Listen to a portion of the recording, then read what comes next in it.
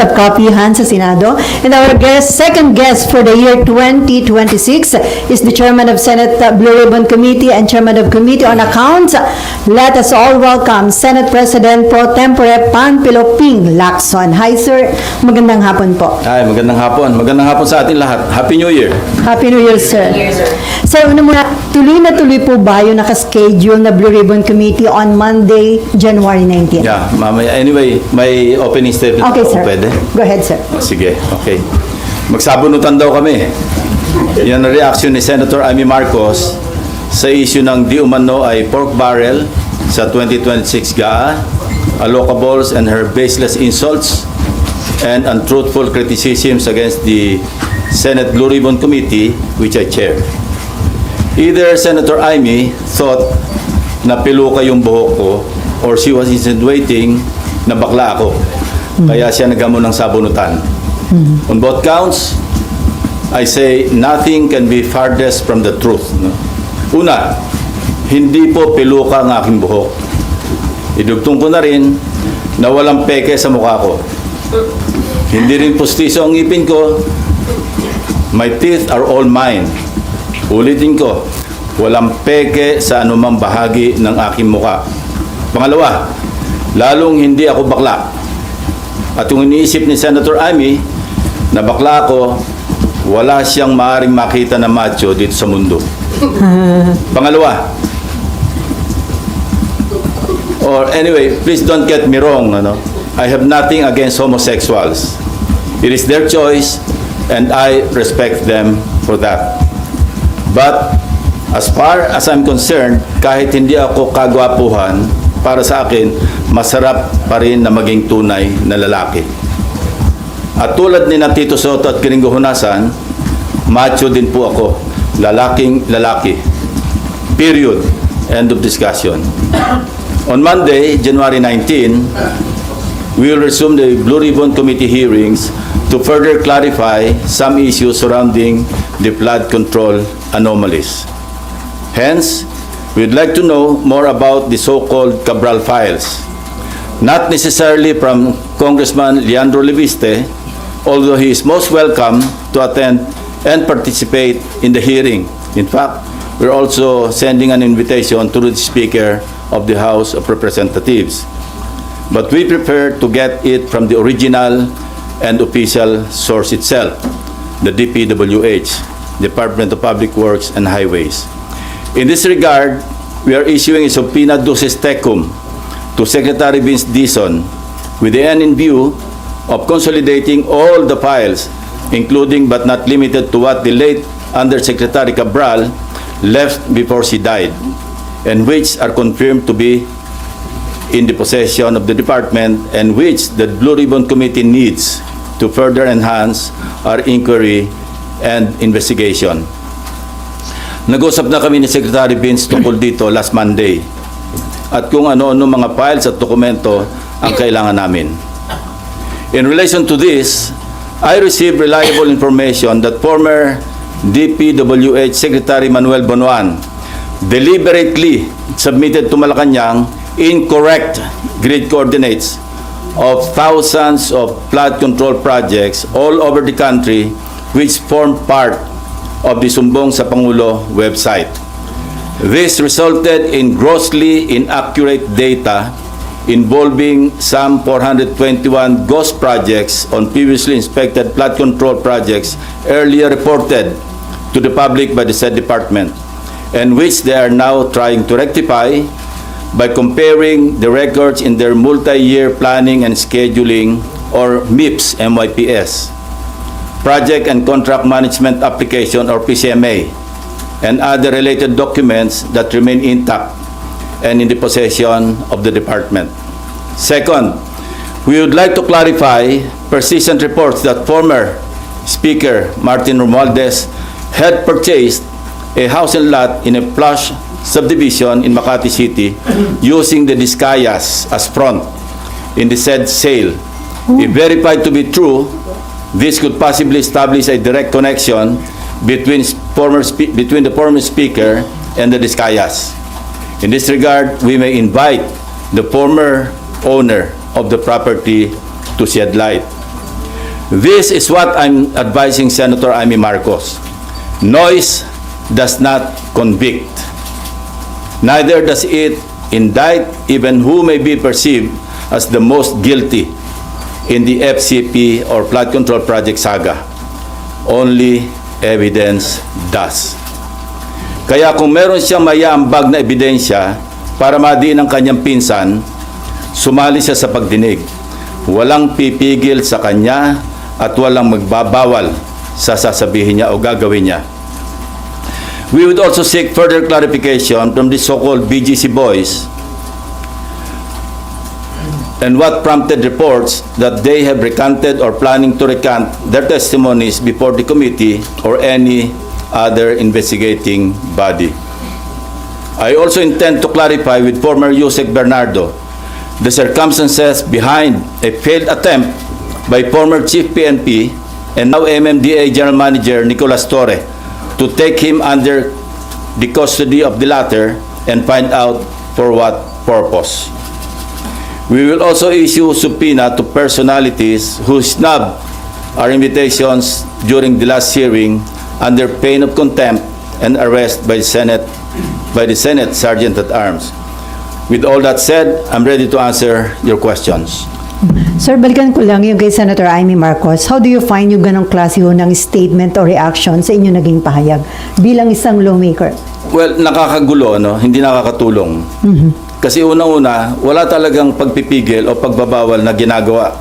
Particularly ang chairman o sinong miyembro ng komite na nag-aatin ng hearing. Sino kami para magbawal sa kasamahan namin? No? So talagang masyadong insulto sa integridad ng Senate Blue Ribbon Committee. Sa amin lahat, for that matter. Even to herself, kasi member siya ng Blue Ribbon eh. Hindi nga siya nag-a-attend, so paano niya masasabi na pinagbabawalan siya o sila? So, anong intention niya? Sirain yung credibility ng investigation ng Senate Blue Ribbon Committee? Hindi ko alam, kasi even earlier, di ba marami siyang sinasabi sa inyo na may babaliktad. Hindi ko alam kung bakit ginugulo niya. No? I think you better ask herself or her, no, regarding that issue. Pero napakababang level po ba yung mga statement o yung mga term na ginamit niya bilang sagot ho sa inyo? Ayoko na mag-comment. Una-una, hindi, non-answer naman yung kanyang sagot eh. Hindi naman niya kinonfront yung issue. No?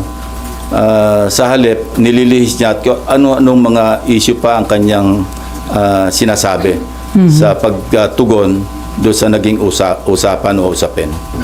And then dun ho kay House Speaker Martin Romualdez, sino po yung may-ari ng biniling property na naging front ho ay ang Diskaya? I'm trying to arrange a meeting with her, and kapag may liwanag na, kasi narinig ko rin na parang willing siya mag-testify. Yung may-ari, sir? Yung may-ari, yung dating may-ari.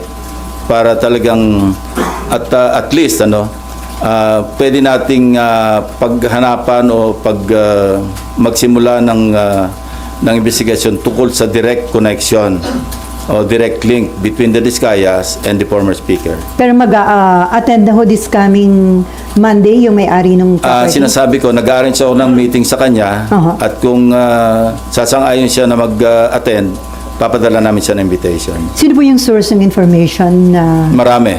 Marami nagsasabi niyan. So ito na po yung pwedeng maging direct link at baka yung hindi... simula, para may pagsimulan yung kung sino man yung gusto mag-imbestiga. Against former Speaker Romualdez? Not necessarily against, but to shed light. Bakit ganun ang connection? Para pagkatiwalaan mo yung isang contractor na nasa sangkot sa, sinabi ko na ito, 207.5 billion pesos na kontrata mula 2016 hanggang 2025. Napakalaki.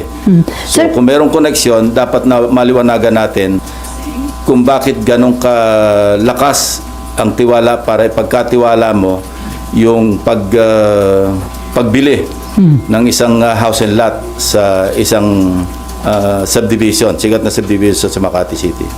At magkano po yung amount nung... Name your price yung usapan. Gusto natin maliwanagan kung magkano talaga nagkabentahan. Pero hindi po invited si former Speaker Romualdez? As I said, pagdating sa counterpart namin sa House, mayroong parliamentary courtesy na umiiral. At pwede lang namin silang imbitahan, hindi pwedeng pilitin, through the House Speaker. Pero kung ayaw nilang mag-attend, wala rin kaming magagawa. Kasi ganun din ang dapat na tratong ginagawa nila sa amin. Dahil nga sa umiiral na interparliamentary courtesy between the two houses. Before Marlon, sir, according to DILG Secretary John Vic Rimulya, parang niutos na ni PBBM na madali na yung pag-uwi kay former Congressman Saldico. Kinukonsider na nila ang hingin ng tulong ng Interpol at ng United Nations. So tingin nyo, di ba ninyo pa sinasabi na pwede yun sa United Nations? So too late ba itong action na ito? Hindi naman. Nothing is too late. Kasi ngayon pala naman magsisimula yung trial sa Sandigan Bayan at sa mga korte. Mayroon ng warrant of arrest na na-issue laban sa kanya dahil wala tayong extradition treaty na umiiral between Portugal or some other countries na pwedeng naandun si Saldico. So mas mainam na yung idaan ito sa UNCAC, sa United Nations Corruption something, 192 member countries, member ang Pilipinas, at pwede tayong tumulog doon para maiuwi rito si former Congressman ko. So kapag hiningi na yung tulong ng UN at Interpol, sigurado na po yung maiuwi sa bansa? Malamang. At saka yung European Union, alam ko meron silang agreement na magtutulungan sila kung nasa isang bansa na walang extradition treaty ang naghihiling na bansa. Pwedeng dalhin doon sa bansa na kung saan may umiiral na extradition. Maraming paraan. Interpol, dahil kung nasa red notice list, pwedeng dumulog din doon para kung maaresto, maipadala rito. Not necessarily through extradition. Although mayroon din ako narinig ng instruction na mag-apply na o kaya magsagawa na ng preliminary talks with Portugal para magkaroon ng extradition treaty. Although long shot yun. Kasi aside from the executive department initiative, dadaan pa yan sa ratification sa Senado. So ang easiest way, sir, hingin ng tulong ng UN at saka ng Interpol? We can do it simultaneously actually. Kung ano yung mauna at yung mas mainam, mas effective, edi yun na yung pairalin. Okay, before Marlon, ihabol ko lang. According to the lawyer of Alcantara, he is not recanting his prior statement. False and misleading daw po yung nag-circulate online na magre-recant yung BGC boys. So sir, ano yung possible din talaga na may mga puwersa o influential people na kumakausap sa kanila? Yun ang gusto natin malaman. Sa kabila ng pagtanggi ng abogado ng kampo ni Alcantara, gusto pa rin natin malaman ano yung may mga attempt pa na nangyari para sila'y mag-recant. At kung meron, sino? At kung sino, bakit? Kaya ganun pa rin. Gusto pa rin natin maliwanagan yung istorya behind the reports na nag-recant na o nagpaplano mag-recant. Sina Alcantara, si Bryce Hernandez. Kaya ipapatawag uli natin sila, yung BGC boys, para marinig mismo sa kanila, para ma-record ng Blue Ribbon Committee ano yung naging dahilan kung bakit lumabas yung ganito mga reports. Pero may info ho ba kayo na may nag-a-attempt talagang kausapin sila to convince them to recant? Well, that's normal for the camp of those being implicated na makipag-usap kasi yun ang mga iniisip nilang pwedeng magpabagsak sa ebidensya laban doon sa mga na-implicate. Normal lang yun. Gusto natin maliwanagan, although sinabi ko na rin na hindi stand-alone yung kanilang testimonies kasi pwede itong maibangga doon sa mga other corroborative documentary evidence pati ibang testimonya ng ibang testigo. So pero siyempre may epekto 'yun maski papaano doon sa ebidensya lalo na sa pagdating sa trial kasi guilt beyond reasonable doubt ang threshold. Sa pagpapile ng kaso, yung probable cause or yung sinasabing reasonable certainty of conviction, medyo mababa yung threshold. Pero pagdating sa husgado, napakabigat nun. Guilt beyond reasonable doubt ang kinakailangan. So, lahat ng ebidensyang kailangan maisalang sa korte, kailangan nandoon. So, still, kailangan pa rin na naandyan yung matibay na testimonya ng mga sina Alcantara, Bryce Hernandez, JP Mendoza para talagang masolidify yung kaso sa korte. At sila nandito pa rin, sir, sa Senate custody. Nandiyan pa rin sila. So kung meron man nakikipag-usap, possible ba yun kung nakadetain sila? Hindi naman kailangan direktang kausapin sila. Pwedeng sa Lawyer to lawyer. Okay, Marlon and then Mayan. And then Amor. Sir, yung former secretary mo naman, sir, yung information, sir, niya na intentionally mali yung sinabit niya recording. Yes, very reliable. Sir, may witness, sir, na harap to testify on that. Meron. And what do you make of that, sir? Yung Well, deliberate, ibig sabihin, no-cover up niya talaga. Kaya looking back, naalala ko, meron siyang binanggit tungkol sa ilahad ko sa aking privilege speech doon sa nauhan. Ang sabi niya, mali raw yung grid coordinates. Although sigurado kami, kasi personal naming pinuntahan ng teams namin, yung mismong ghost flood control project. At nakausap mismo yung barangay chairman, mga tao doon, na talagang merong nakalaan na proyekto na hindi nagawa. No? So, doon pa lang, kasi nag-flashback sa akin yun eh. Kaya pala, sinasabi niyang ang grid coordinates daw mali, yung pala, nasa utak niya, alam niyang minali niya. Hindi naman kami, kasi at that time, sa privilege speech ko, wala pa naman yung sumbong sa Pangulo website eh. At least yung first privilege speech. So, nag-relay kami sa sarili naming sources. But eventually, I think sa second namin, nag-relay kami sa sumbong sa Pangulo. So, ganito kasi yung istorya. Ang unang report, 421 out of 8,000, di ba? So, yun, bloated yun. Why? Because when the AFP, yung composite team or teams ng AFP, PNP, yung DepDev, kung pupunta sila sa isang lugar para mag-inspeksyon ng suspected ghost flood control projects, at mali yung grid coordinate, siyempre wala sila makikitang project. So, i-report nilang ghost yun. So, ang outcome, masyadong bloated yung 421. So, substantially, lower dapat yung bilang ng ghost flood control projects. Yun ang naging resulta nun.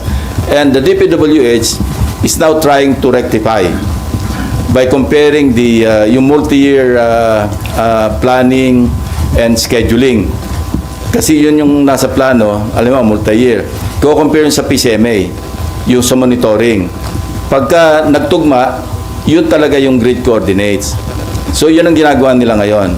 At merong isusupina namin doon sa STECOM, tulad ng sinabi ko kanina, yung DPWH. Nag-usap na kami ni Secretary Vince Dizon tungkol dito. Magpapadala siya ng 2 USEC para mag-testify at dalhin lahat yung dokumento kasi doon sa STECOM. Sir, anong ibig sabihin sa complicity ni Secretary Bonoan doon sa ghost flood control project? Well, maliwanag. Maliwanag kasi even sabihin natin hindi siya maging principal, sa cover up pa lang, no? Kitang-kita mo yung kanyang complicity. Now, Secretary Bonoan is in the United States. More or less, may idea naman kami, yung authorities, kung nasaan siya doon.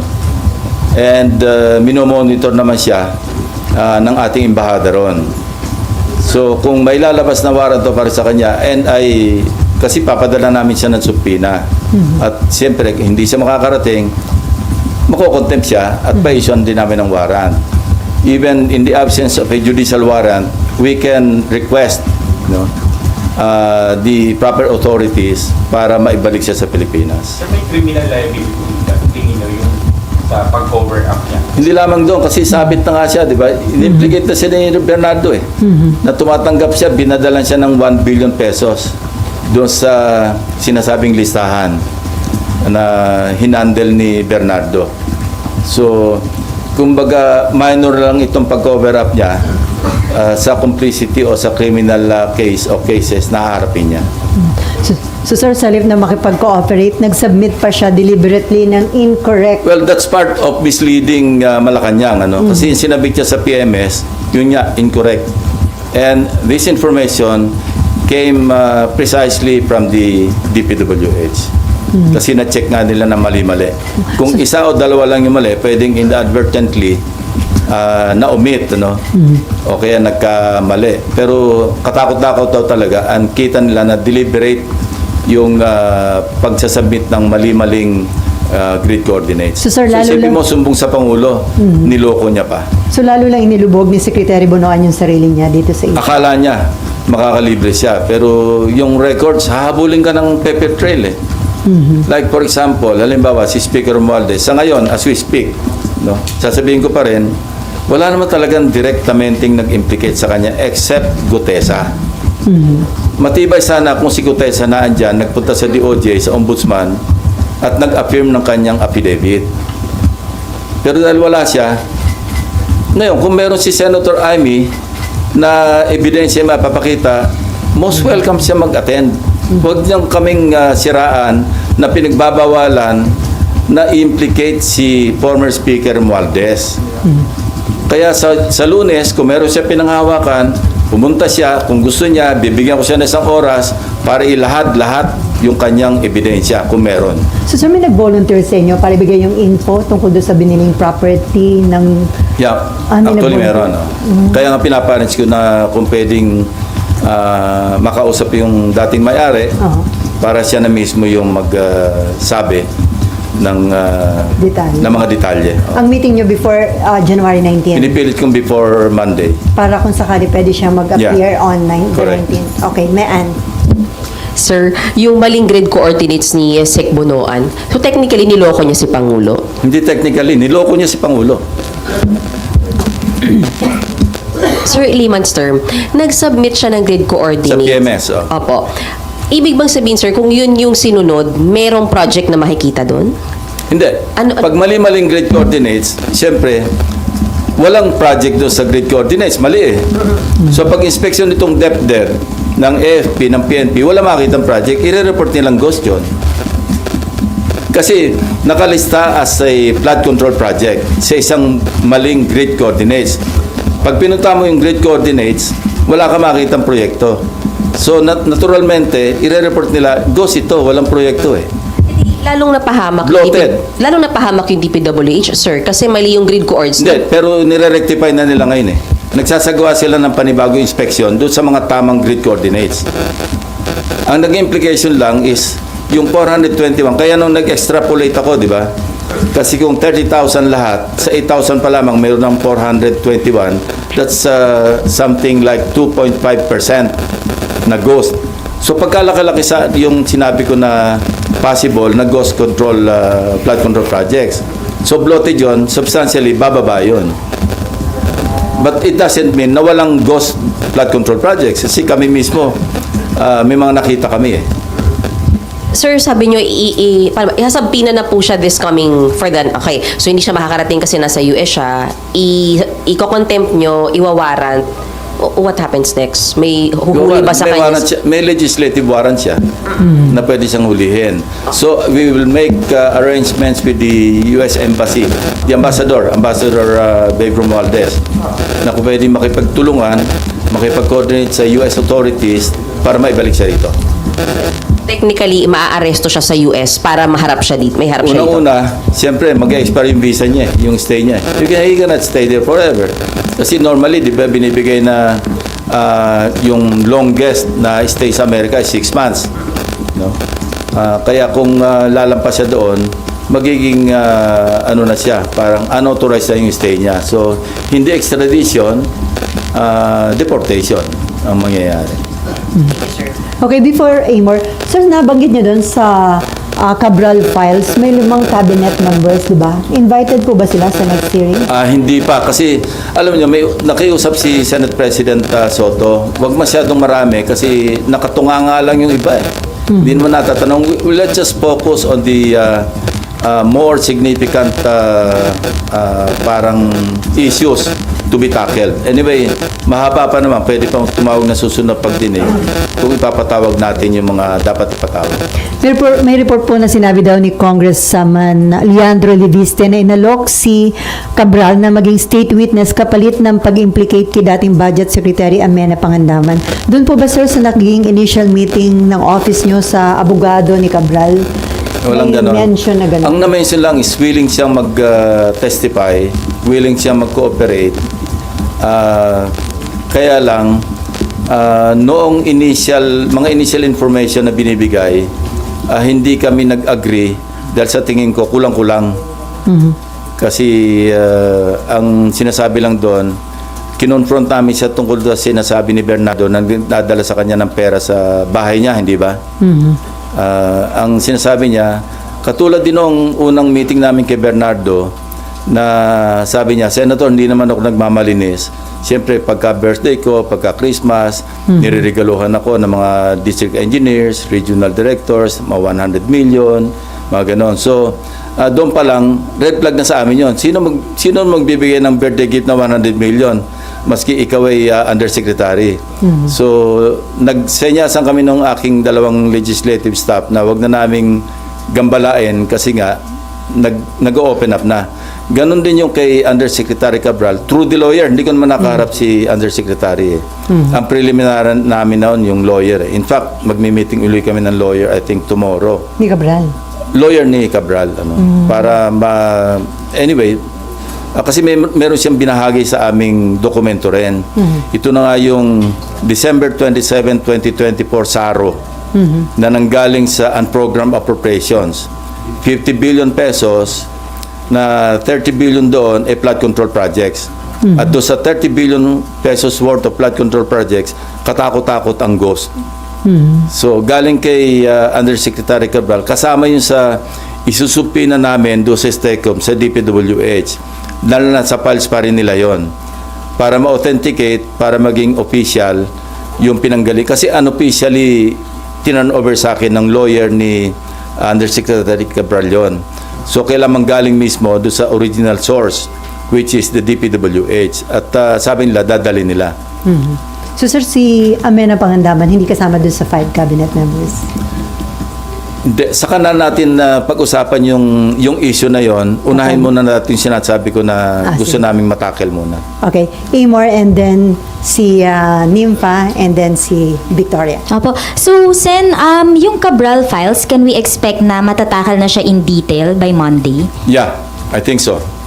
Kasi imbitahin din namin si Congressman Libiste. Kung mag-a-attend siya, di mag-compare notes na lang sila ng DPWH. Anyway, naandyan yung DPWH, naandyan siya, andyan sa Blue Ribbon.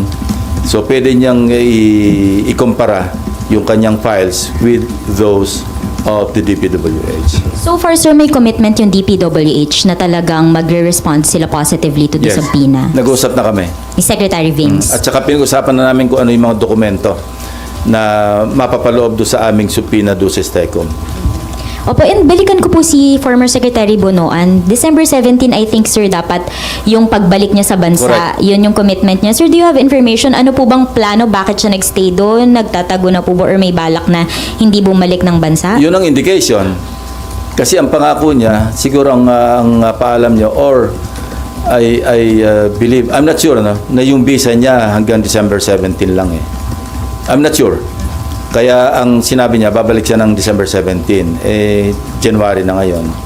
So, sir, anong implications for you nung hindi niya pagbalik on time? Hindi ko alam kung ano yung kanyang iniisip. Pero mahirap. Ako lang yung nagtago na hindi nahuli.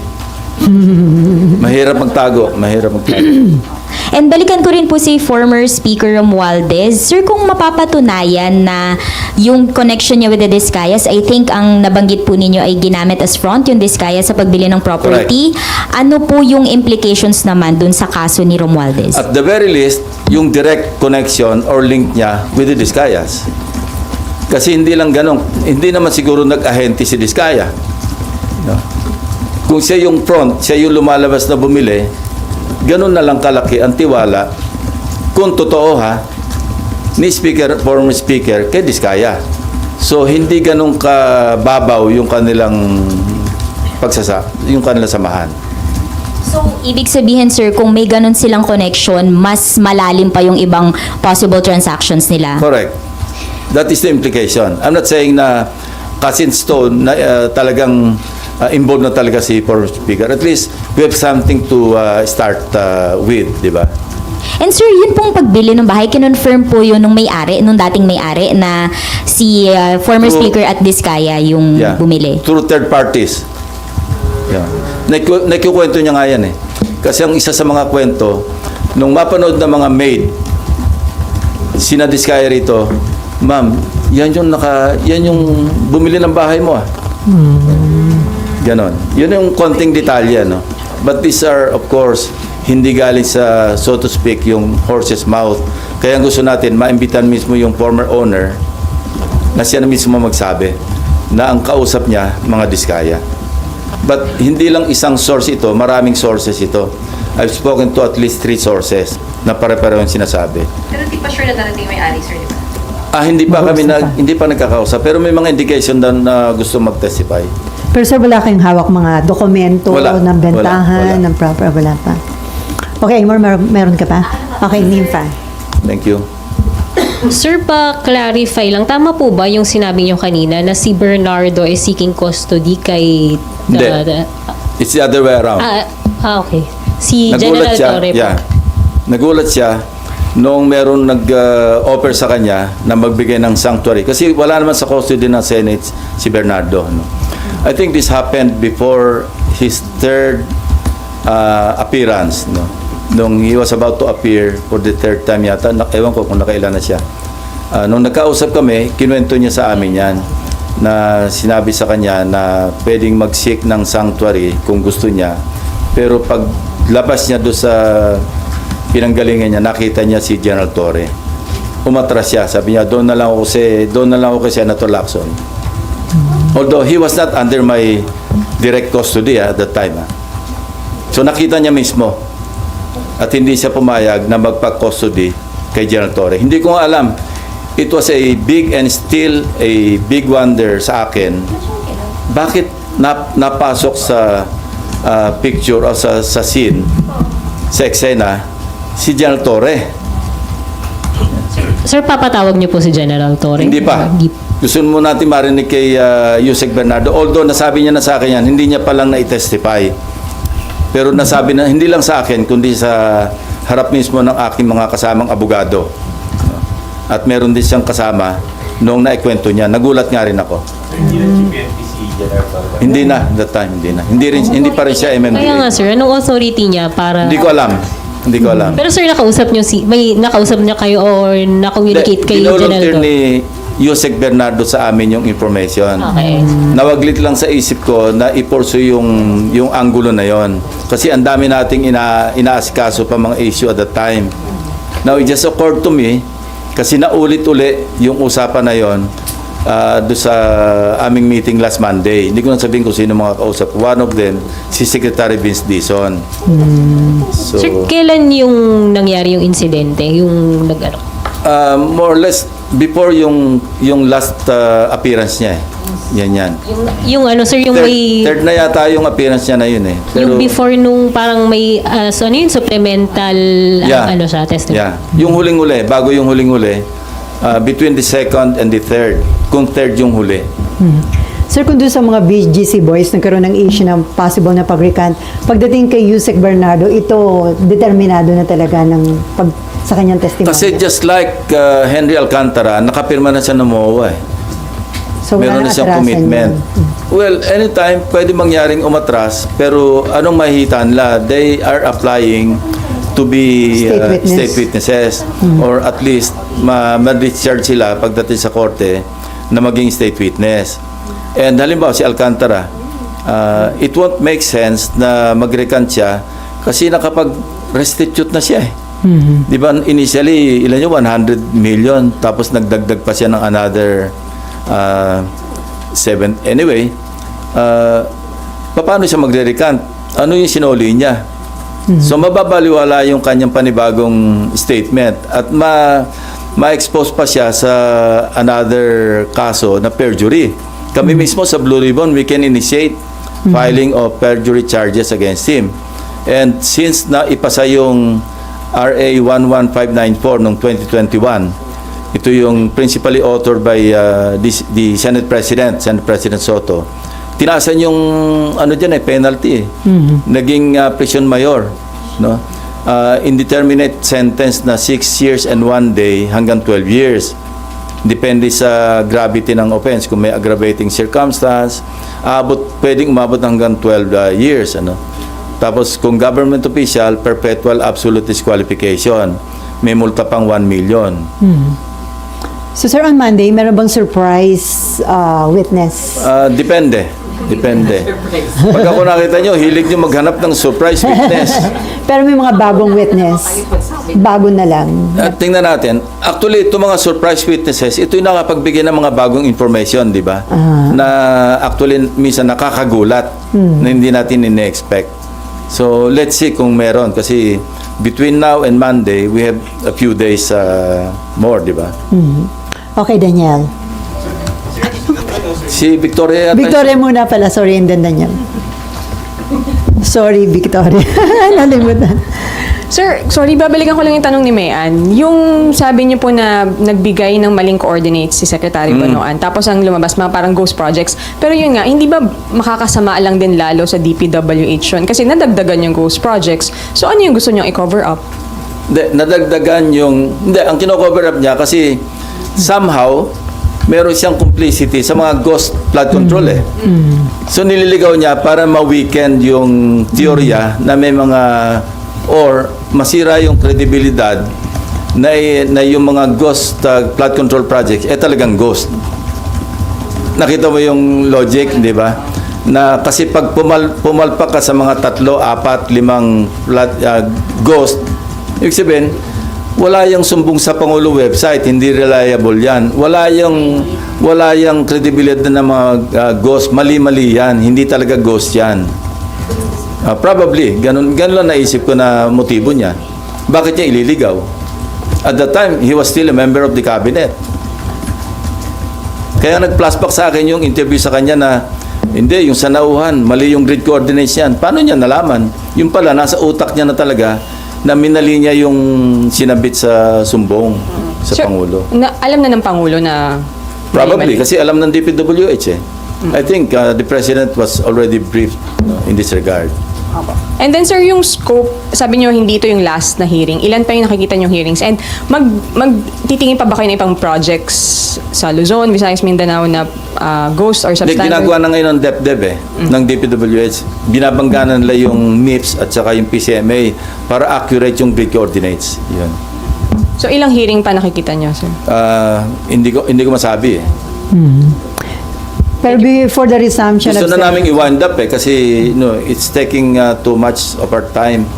Kasi meron pa kaming political dynasty. Kasi sa Electoral Reforms Committee yun naka-refer, nakapag isang hearing na gusto namin tapusin. Tapos yung BARM election na inauthor ni yung bill, inauthor or resolution, inauthor ni Majority Leader Subiri sa electoral reforms din yun, which I chair, which I would like to parang i-unload na pero wala naman takers. So yun siyempre magko-committee hearing din kami doon eh. Pero sa may partial report na ba? Dina-draft. Mahina itong mga staff ko. Sabi ko before mag-break noong December, tapusin nila eh. Ngayon wala pa. Wala, nakatingin lang sa akin, walang tumatango. Meron pa. Sir, sorry, lalabas po ako ng flood control. May patanong lang po yung colleague ko, si Karen De Guzman. Ano lang po yung reaction nyo raw sa sunod-sunod na involvement ng mga pulis sa mga krimen? And meron kayong panukala, sir, na pagbabago sa disciplinary machinery ng PNP gawing parang AFP at PCG, isusulong nyo po ba ulit? Yes, yung paghihiwalay yung bibigyan ng more teeth, more power yung IAS, Kasi ang IAS ngayon parang adjunct lang ng PNP na hindi talaga truly independent. Yung Internal Affairs Service. Ang susi kasi diyan disiplina eh. Tapos ako, when I was PNP, isa lang naman yung parang pinaka-baseline o pinaka-importante. Leadership by example. Pag yung PNP hindi tumatanggap, meron siyang moral authority na sabihan yung kanyang mga tao, huwag kayong mangotong, huwag kayong mag-commit ng crimes. So, ganun lang yung sikreto. And, alam nyo, si General Tates used to be my aide-camp. He was then a lieutenant, inspector at that time, kasi hindi pa nababago yung rango. And, alam niya yung style ko noon na CPNP. And I hope with the assistance of the DILG Secretary, pagtulungan nila talaga i-disiplina yung police. Kasi ang inuna ko nun talaga yung tawag ko, ICU. Inept, corrupt, and undisciplined police officers. ICU, ang tawag namin doon. So sir, ipa-file nyo ba uli yan? May ipa-file kayong... Kung hindi ko na i-refile, ipapile ko ulit. Okay. Para talagang maging batas. May institutionalized. Thank you po. Okay, Daniel. Where is Daniel? Ampo na daw. Daniel. BGC Boys, kasi di ba, isa sa mga unang binakpakan yung... Hindi naman binakbakan. Pero sir, kasi parang nagiging track na nila, parang witness na eh. So, tingin nyo ba dapat off the hook na? Or No, dapat pwede silang mag-state witness doon lang sa particular na mga cases na kung saan nag-testify sila. Pero kung mayroong mga susulpot pang ibang, kasi ang daming projects ito eh, na hindi saklaw doon sa kanilang pinapasukan, ina-applyan to be state witnesses, hindi sila state witness doon. Hindi ba? Kasi sila yun i-implicate. Depende yun sa DOJ, depende yun sa korte. So, wala pa rin silang lusot sa iba? At saka hindi naman guaranteed na pag nag-apply ka, siguradong tanggap ka. Pwede kang mag-suffer ng ibang consequence or consequences na ma-shorten lang yung jail term mo through plea bargaining. Nag-restitute ka, pagkatapos umamin ka, pwedeng sa halip na mahaba yung jail term, babaan, okay, bigyan ng probation, yung mga ganon.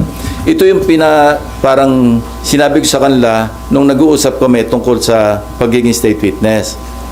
Ito yung mga options. Pwedeng hindi kayo makulong kasi discharge as a state witness. Pwedeng makulong pero mas mababa yung, or pwedeng masintensyahan pero under probation. Hindi rin kayo makukulong. Okay, before may Anon Camille, sir, dun sa latest Pulse Asia survey, lumabas na bumaba na yung tiwala ng publiko na may makukulong at mapaparusahan na mga big fish. Ang sabi nila, pag daw maliliit lang, kapag may pera, hindi napaparusahan. Mas hindi pinagkakatiwalaan daw yung ICI at DPWH at mas pinagkakatiwalaan nila ang media at civil society organization. Hindi mo ba Rightly so, no? Kasi kailangan mag-under-promise ka, mag-over-deliver ka. Huwag ka mag-over-promise tapos mag-under-deliver.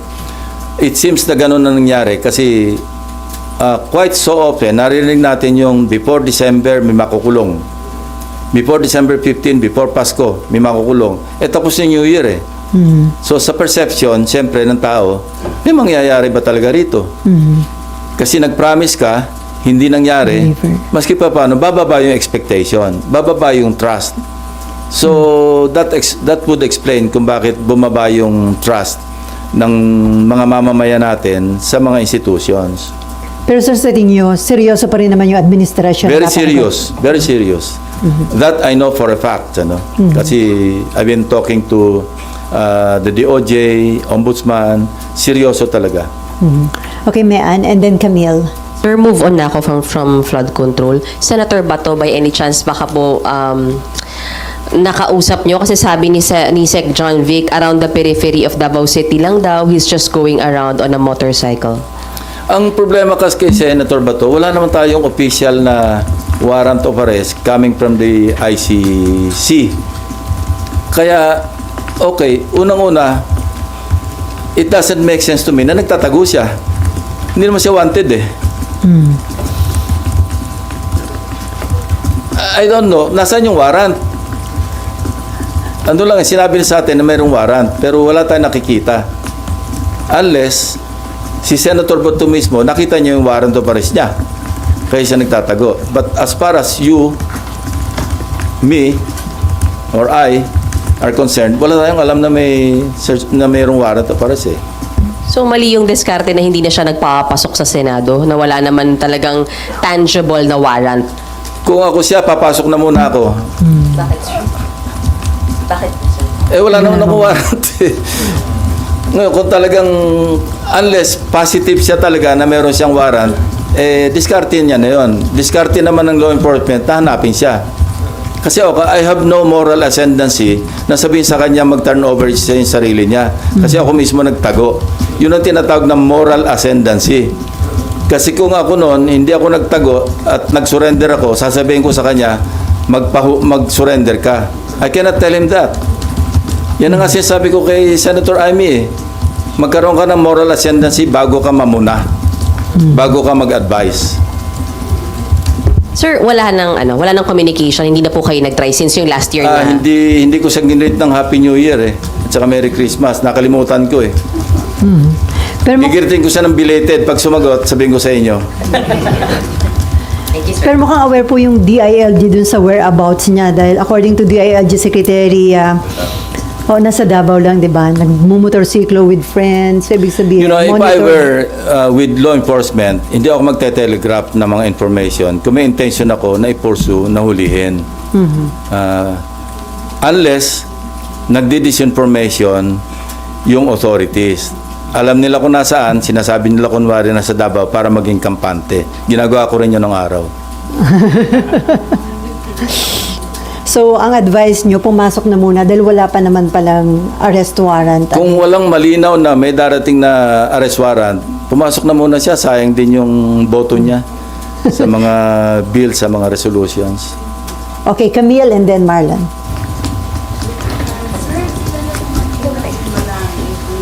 Nasaan na yun? Si Camille Balagtas. Walang, nasa ng microphone. Ayan. Sir Camille Balagtas po. Sir, alam naman po ng marami ever since ng panahon pa ni GMA, masyado kayong critical pagdating sa corruption.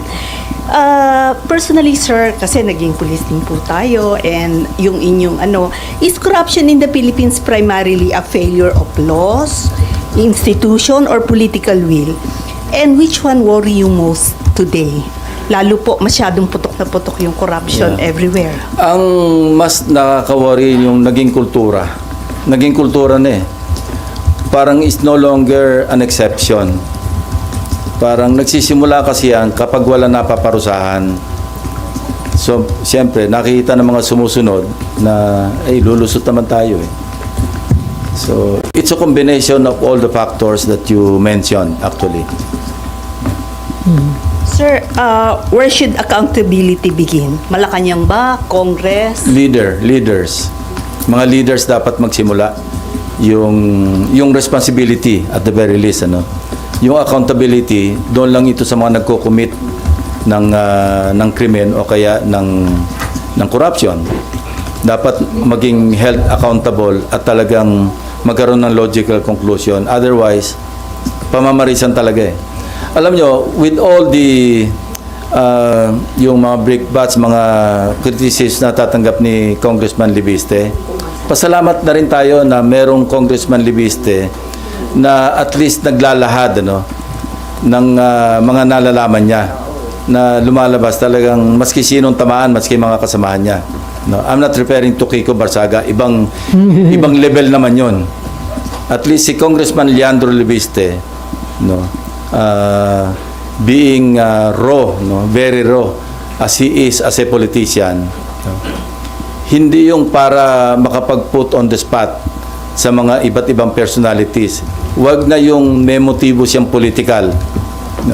The mere fact na meron siyang sinishare sa media, sa atin, at least merong vanguard, merong parang deterrent na merong isa na talagang magsasalita come what may. Anyway, on the side lang ito. Nag-message nga sa akin si Senator Legarda. Sabi niya kung pwedeng ma-advisean to at least calm down a little. In fact, nag-arrange ka ng meeting si Congressman Libiste with me. And yun ang request ni Senator Legarda kasi nga dumadaing daw sa kanya. Bakit sabi niya, bakit si Senator Lacson ganun din naman ang ginagawa? Bakit ako ganitong katindi yung balik sa akin? So ito yung pagiging raw na hindi niya alam yung laro sa politika. Na siyempre pag bumabatikos ka, mag-expect ka rin na babalikan ka. Not necessarily totoo yung binabalik sa iyo, pero ilalagay ka rin sa position na maging defensive ka. Ako, I've stayed long enough sa politics to understand na mangyayari talaga yun. But Congressman Libiste, that's why, somehow, my heart goes out to him, lalo nang umiiyak daw kay Senator Legarda. Bakit ganito yung paninirala sa akin? Alam ko, Senator Ping, dumaan din siya sa ganyan. Pero mas matindi raw yung balik sa kanya. So, sir, may intention na patahimikin si Libiste? Well, from several quarters, why not? Kasi nga, siyempre, tinatamaan sila. Di ba ganyan din ginawa sa akin ni GMA?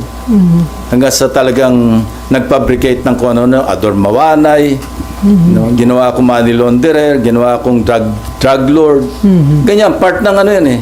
At that time, kasi neophyte din ako noon, I could not understand. No? But now, looking back, naintindihan ko na. Yun talaga yung laro eh. So, may schedule kayo na meeting with Congressman Leandro? Hindi pa na-schedule pero noon pa yan eh, noon pa nagre-request ng meeting. Dahil nag-worry Hingi ng advice. si Senator Nangingi lang ng Loren. advice. Oh. Ah. Not through Senator Loren, direkta naman siya, mayroon naman ng number sa kanya. May number ako sa kanya. Kaya, Ate, okay, Leandro. wag yung bara-bara. At sabi ko na rin kay Senator Loren na ano, parang i-telegraph niya ng konti. Wag yung araw-araw nasa TV siya. Kasi di ba nakakaumay din. Okay, Marlan. Sir, initially, yung binabanggit niyo na 421 ghost projects, or less than that, initially sir, may figure kayo nun kung magkano? Hindi, sila yun eh. Doon nang galing eh. Kaya nag-extrapolate ako sa 30,000 kung 2.5% ang ghost. Tapos in-equate ko na sa total amount ng mga flood control projects. Doon lumabas yung pagkalaki-laki numero. And I remember, I recall, during the hearing, di ba kinonfront ko si Undersecretary Bistar?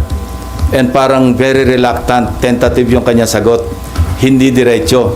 Yung pala, at that time, he already knew na merong ganong pangyayari na mali-mali yung grid coordinates. Kaya hindi siya makasagutan diretso nun eh. Di ba umabot kami sa 471 kasi sabi niya may nadagdag pang 50-something. Pero very tentative ang sagot niya noon. Nahalata ko yun eh. Bakit hindi sa definite? And I know him kasi being a former police officer himself, na nakatrabaho ko. Alam ko, iba yung ano niya, hindi siya yun eh. When he was answering my question during the last hearing. So anyway, this will be clarified, as I mentioned earlier, sa Monday. Kasi sabi ko mag-ready ka because I'll ask you these questions. And you should be prepared with all the documents. And he and Secretary Dizon said yes. So alam na namin, tukoy na namin kung ano yung mga dokumento. In fact, the others, yung ibang dokumento, in-advance na nila. But I want them to testify on the authenticity of those documents. And sir, yung previously sir, mga interviews sa mga Diskaya, they were saying the same thing. Meron kaming project sa mali yung grid coordinates nyo. Do you think coordinated pati yun, yung pag-cover up na yun? Hindi ko alam. Although, yes, I remember, may sinasabing mali yung grid coordinates. Although ako, I will maintain na yung case studies namin, yung 6 na nakuha namin mga ghost projects, ano yun, eksakto yun. Kasi hindi lang naman isang source ang pinanggalingan ng grid coordinates. Kinuha rin namin yung grid coordinates hindi lang sa sumbong sa Pangulo, kundi sa DPWH website mismo. Kasi nasa open source naman yan eh. Alam namang i-research ng mga staff ko yung sa open website, yung grid coordinates ng particular projects. Kasi may project description eh. So sa amin, tumbok namin, pag sinabi namin ghost, at least sa privilege speech ko noon, privilege speeches, alam namin ghost. Kaya with conviction yung delivery ko noon ng privilege speech. Sir, last question from Amor, pero bago kay Amor. Sir, some lawmakers o congressmen are planning to file impeachment complaint against the President and the Vice President. Pagdating to sa Pangulo, do you think marami pa rin siyang kaalyado at pwedeng hindi makalusot? No, ako, I cannot comment on that kasi pag na-transmit sa Senado yan, maging trial judge ako eh. So, ibabalik sa akin yan pag may sinabi ko, nag-comment ako tungkol sa impeachment, Pangulo man, Vice President man, o kung sinong impeachable official, babalik sa akin yun eh. Baka mapa-inhibit ako. Sayang naman yung maging boto ko for or against the respondent. So, I'd rather not comment pagdating sa impeachment, particularly or especially ng Pangulo at saka pangalawang Pangulo. Pero according to Senate President Soto, in case makarating dito sa Senate, sabi niya, action na niya yun forthwith. Yun ang nasa Constitution eh. Oo. So makakaasa na yung taong bayan na ma-actionan forthwith yung articles of impeachment. Yung kasi nasa Constitution, shall act forthwith, di ba? Kaya wala naman choice kundi sundin yung Constitution. Na hindi nasunod sa nakalipas po na leadership. Well, forthwith. Basta gagawin na lang namin. Tama si Senator Soto doon. Forthwith. And then, ano po yung implication sa stability at economy ng bansa kung dalawang highest leader of the land ang may impeachment case, sir?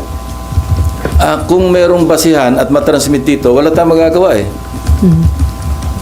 Painful as it is, pero dapat i-resolve natin, hanapan natin ng resolution. Either way. Pero maapektuhan nyo yung legislative work ninyo, sir, just in case. Definitely, kasi full-time yan eh. Okay, last question from Amar. Sir, clarify ko lang po, yung kay former Secretary Bonoan, papasabina na siya to attend on Monday or invitation muna? Na-invite na siya last time eh. Kaya Susupina na sabihin siya na- ngayon. So dahil hindi siya sumipot ng mga nakarang hearing, papasabina na siya for Monday? Pag hindi siya dumating, papakontempt na namin siya.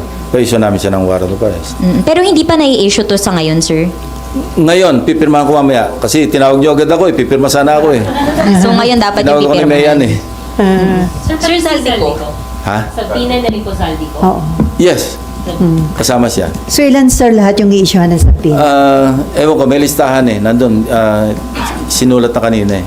Pirma ko mamaya. Ha? Ngayon nyo na po pipirma niyo. Mamaya. Kanina sana eh.